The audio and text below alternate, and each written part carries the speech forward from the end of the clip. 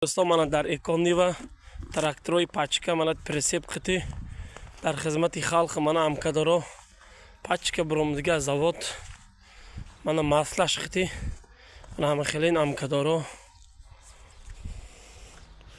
من دوستا امکداروی سلفان اکانی و در روی کراچی دنیا سهم جاده میساده کلانش شتفن دیورم از گرمانیا من تراکتوری ما پچکه تراکتورا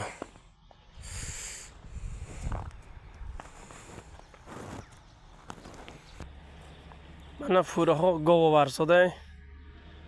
1 تا 2 تا 3 تا 4 تا 5 تا 6 تا 7 فوره من یکم فوره گاو خودی تاب خورد کراچی از دل نوریم من 1000 تا گاو مساده من میخوای فوره های دراز ده من یکمش تاب خورد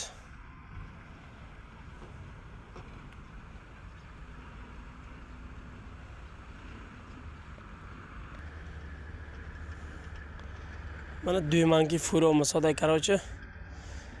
فوری دویمم تاب میخوره من اینجا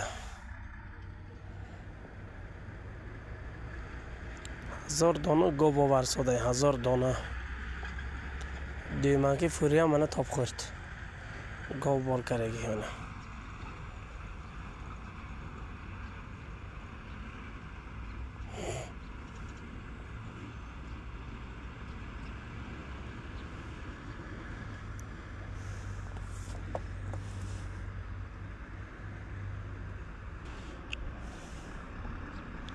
من سیم فوری تاب خورد شده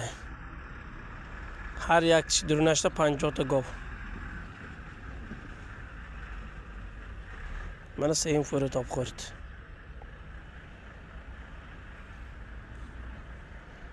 گران بعد سیمش چهارمش تاب میخورد من سیمش تاب خورد شده ایمه برادر خوش من فوری چهارم تاب خورد شده برادر 10 دانه فوری هم دیگه کراچه هر یک تا درونشته کراچه 50 تا 50 تا گاو 3 قفته بار میکنه گاو من چهارمش تاب خورد